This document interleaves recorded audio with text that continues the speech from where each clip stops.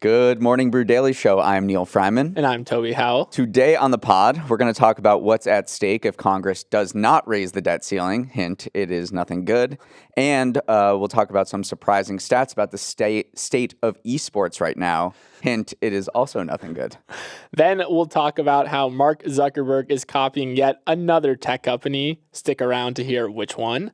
Before finishing up with a terrifying story about killer whales rising up against humanity. Neal, it's Monday, May 22nd. Let's ride.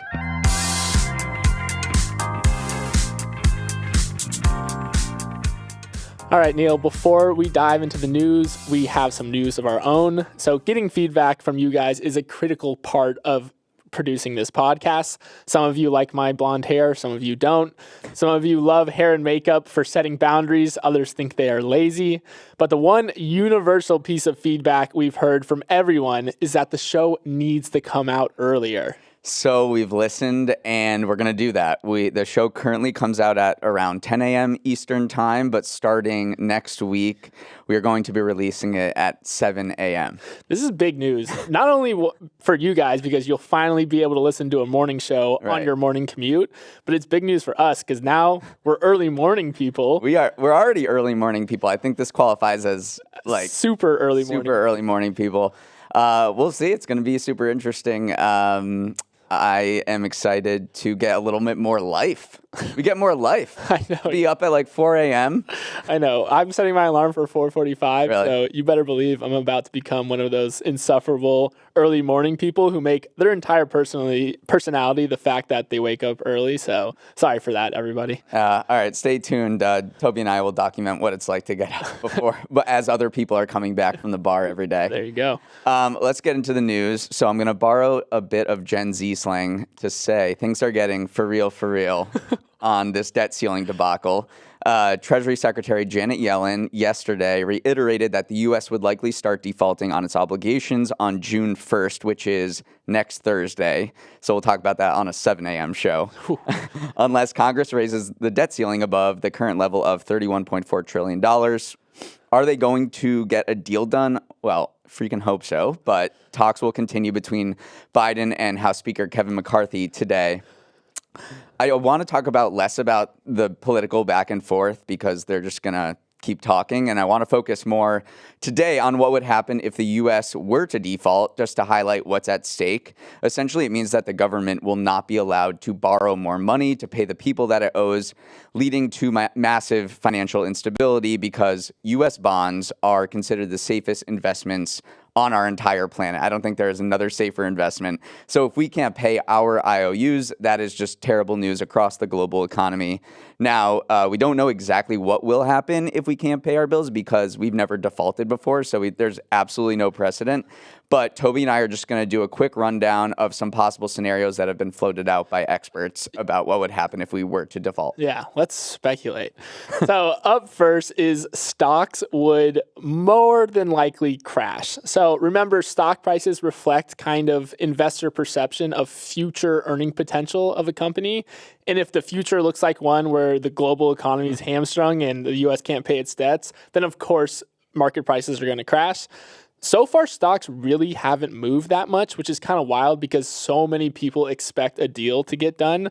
But if we look back at the last time that the so-called X date, the date where the U.S. might default, was this close, that was back in 2011 when Obama and Republicans were kind of deadlocked. Indexes dropped 20% like a week out. So we probably are going to see some movement if we don't see some movement on the negotiations front. But that's the first scenario, is that if we default, stocks would definitely get wiped out. And then the next one is that the U.S. would not be able to write checks to its employees like military personnel, air traffic controllers, safety inspectors, others in critical jobs. I should remind everyone that the U.S. federal government is the largest employer in the country with 4.2 million full-time employees. So a failure to pay its workers would have just massive consequences across the economy. And then you have these social services like Social Security.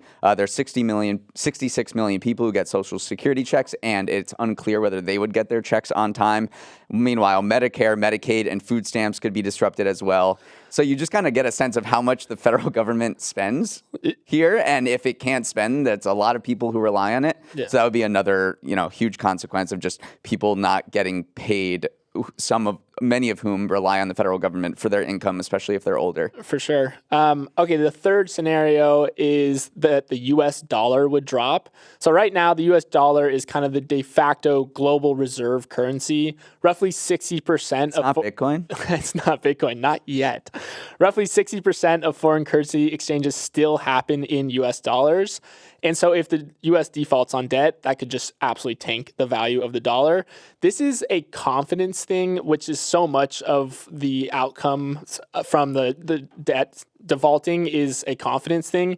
If the global economy can't have confidence in the U.S. government to pay its bills, to work through its own debt crisis, then why would they have confidence in the U.S. dollar to remain the stable and strong reserve currency that it currently is?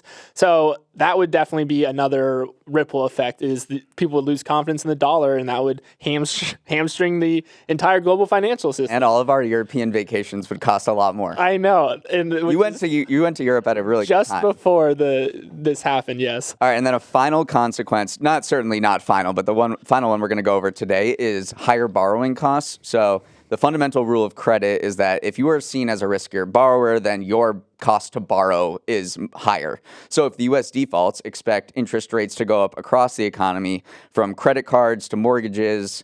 Mortgage rates are already sky high right now at about 6.9%, but in the case of a default, they would skyrocket up to 8.4% by September, according to Zillow. So that would essentially freeze the housing market if you have a mortgage. No one's paying 8.4% on a 30-year mortgage. The thing I think of is poor millennials, again, because they still can't buy homes, and the mortgage rates are going to go up. So again, these are all hypothetical scenarios that if we do default, but while you're seeing those headlines of the debt ceiling, these are kind of what's at stake. Yeah. So hopefully that kind of puts it in perspective for you guys of, what is going on with all these negotiations. Okay, let's move on. Today, Meta woke up to a slap on the wrist from European regulators, and that slap is definitely going to leave a mark.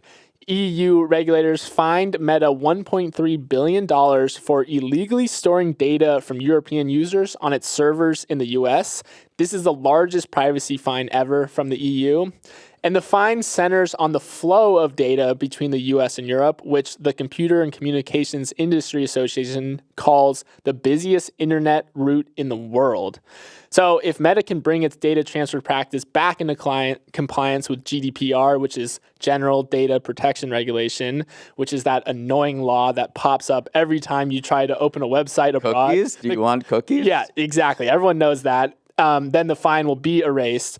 Neal, I'm actually totally on Meta's side here because I freaking hate GDPR because it's just a ridiculous. When you went to Spain, what was it like? Every single website I opened, you get 9 questions about cookies, and it's just in the interest of protecting user data privacy, it just becomes so annoying because I don't want to talk about cookies every time. But Meta got fined. It's not great for them, yeah. No, but it's 1% of their annual revenue, and they're going to appeal, and this thing is going to be a lengthy process. But yes, it is the top fine ever given out under GDPR. And the second biggest one was Amazon was fined by Luxembourg, which I didn't even know had the power to fine anyone. Punching above their weight, right? But it's actually pretty interesting looking into the backstory of this, and it's all about this data sharing agreement between the U.S. and the EU that was invalidated in 2020 because of concerns that U.S. spy agencies could snoop on Europeans' information that was stored in the U.S. So the U.S. and the EU are currently working on another deal to be able to share data back and forth that alleviates the concerns of U.S. surveillance on Europeans' data stored in the US, but that hasn't happened yet. Meta is and other tech companies are kind of relying on the both sides to be able to figure something out. So they would be in compliance here. I think it's so funny how closely this mirrors the exact conversation going around with TikTok and that fact that the US doesn't want US data stored on Chinese data servers. So this is like very similar parallels. And so I think it's just interesting to see it play out. It seems like there is like a de-globalization going on in terms of data flows. Yeah. So it was the Wild West. You're looking for a at while. you look at like physical products too. People during the pandemic were talking about like, oh, we need to make our own goods on our own shores, and you're kind of seeing the same thing with bits and bytes and data as well, saying like, okay, we're collecting data on Americans, we need to store it on American soil. For sure.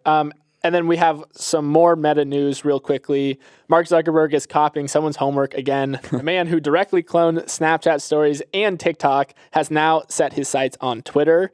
So Twitter or Meta is making a Twitter clone where users will be able to use their Instagram logins and port over all their followers to this standalone text-based app. It will allow you to post stuff that looks exactly like tweets. It gives you 500 characters to post these like text-based ideas. I think this is a great idea for Meta, especially because it integrates with your existing profile. Right, that's the biggest deal. I mean, if you go to these Twitter competitors like Blue Sky or Mastodon, you have to build up your entire audience from scratch, which is for us with huge audiences. I don't want to do that. Yeah. But if you already come with your, if you're an influencer or creator with a huge Instagram following and you can just port that over to another product, that seems like way more tantalizing and attractive than starting over from scratch. So this is what he does. He jumps on the bandwagon and just absolutely dominates a new thing. So and Reels is doing really well for them. Right. That's their TikTok clone. I would say it's not. He doesn't have a 100% hit rate. He tried a Substack clone called Bulletin that they shuttered after a couple months, and this live audio one that they tried to copy Clubhouse. Hey, you got to throw some darts out there. He's throwing a lot of darts. This one, we'll see. They said it could come in June. Yeah, it's coming, so I'm excited for it. All right, let's move on to esports, which is not living up to the hype at all. This weekend, the New York Times wrote a story about how the industry is sagging. Organizations are selling teams, and skeptical investors are pulling their money as the esports boom wears off. Everyone is doing some soul searching to figure out what is just going on here. Here's some evidence of the bust right now. Viewership of the 2023 spring season of the biggest U.S. esports league was down 13% from a year earlier and down 32% from 2021. The Madison Square Garden company, which, is Madison Square Garden, James Dolan, which paid more than $10 million to buy a majority stake in an esports team in 2016, is selling the team. And then the stock price for FaZe Clan, which we talked about a month ago, it was our dog of the week one Friday, is going to be delisted by the NASDAQ. And the company said last week it was laying off another 40% of employees after a first round of cuts in February. So the esports industry is, at least in the US, is not looking great at all. It kind of makes me a little sad because I watched esports, especially back in, this wasn't even a pandemic thing, which was tempting to say like, oh, everyone was watching it while you were stuck at home. But I remember when like Drake was playing live with Ninja in front of 400,000 people watching. I remember when Booga was a 16-year-old who won $3 million in the Fortnite World Cup. This is not English. I know. These are memories I have because esports did go through that boom time and everyone was just so excited about it. But I just truly think it has this uphill battle in terms of entertainment value because in order for games to be fun for the casual player to play, the game developers need to release updates. They need to change like the meta, what the most powerful strategies are in order to keep the casual gamer involved. But professionals hate that because it would be like the NBA removing the 3-point line one season and Steph Curry would just be like, what the heck? You just destroyed my entire career. This happens in esports all the time with these game updates. So I just think the entire concept of a competitive gaming league just doesn't work because the games change so much. So that's my take on why esports. They have to appease the amateur gamer and the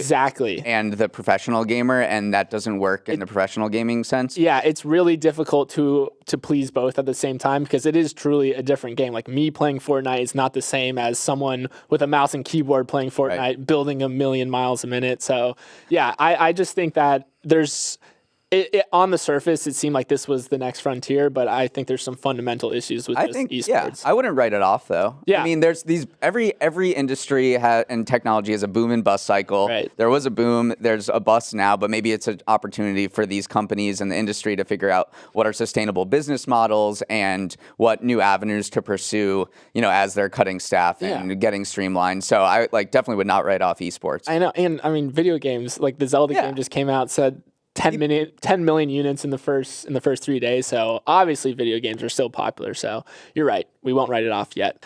Neal, our favorite Mediterranean fast casual restaurant is preparing to IPO. That's right. Cava is preparing to go public and release some public financials in preparation for its initial public offering.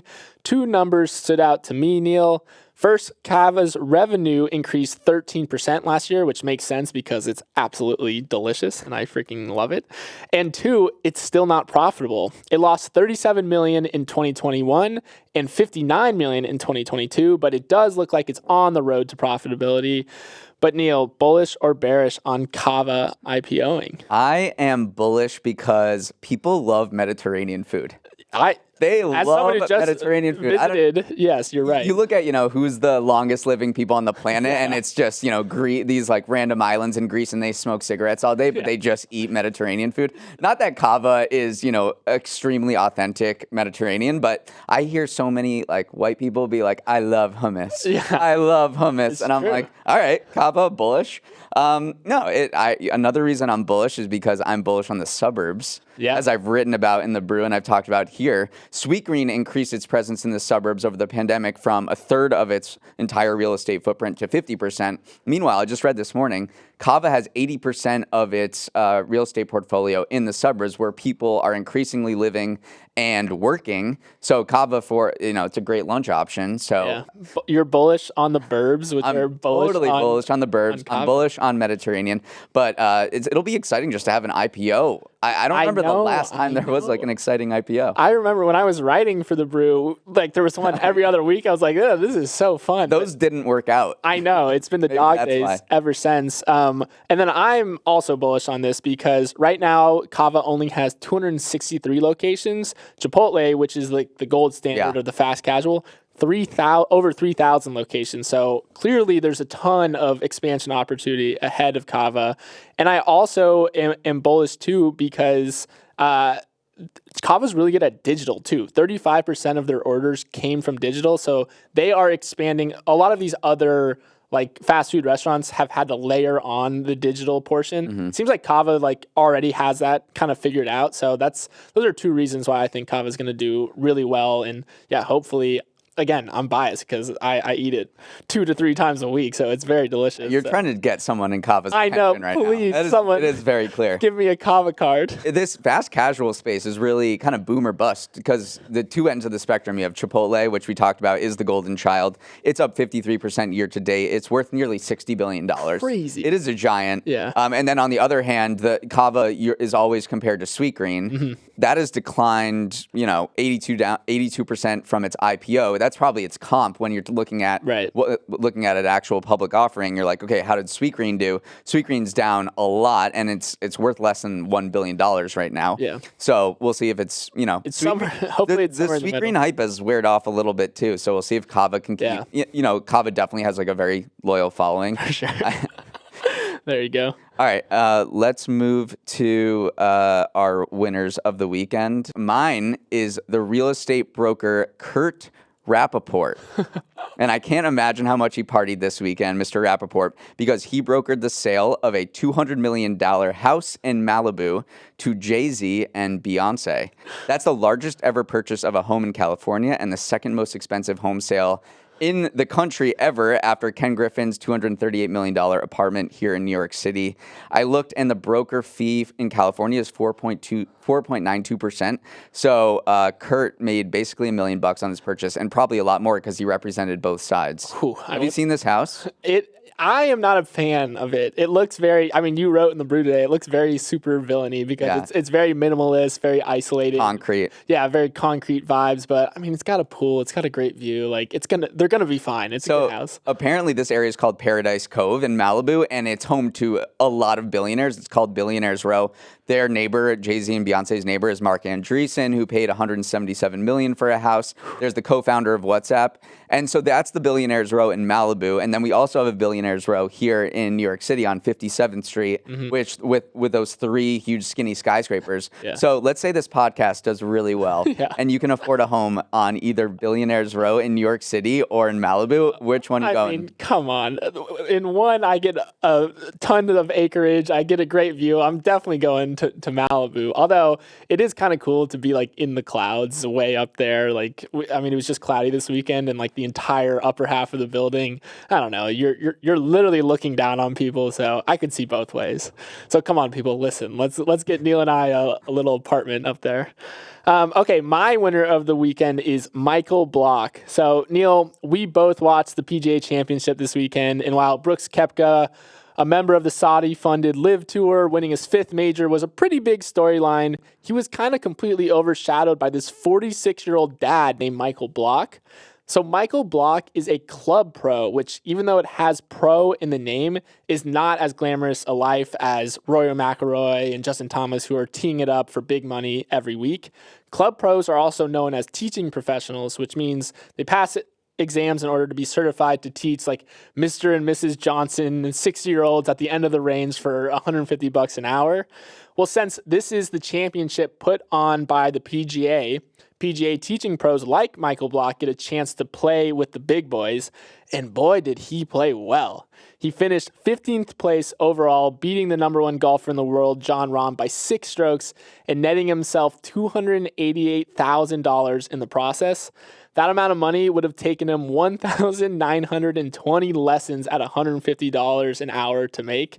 Oh, and he made a hole-in-one on Sunday. So have yourself a weekend, Mr. Block. It was very fun to watch, and he seemed like just a genuine. I think that was the more of the story too. He played really well, but he just seemed like a regular dude. And every single interview where they were like, "How are you feeling? Like, are you You're playing with Rory McIlroy tomorrow?" And he just started, and he's like, "You're gonna make me cry. You're gonna make me cry." That was the soundbite of the weekend, is "You're gonna make me cry," because I mean, the dude was overwhelmed with just 1, how well he was playing, and 2, just the support he was getting. So just an awesome feel-good story that makes all of us normal people feel like, hey, maybe we have a shot. It's never too late for us, Neal.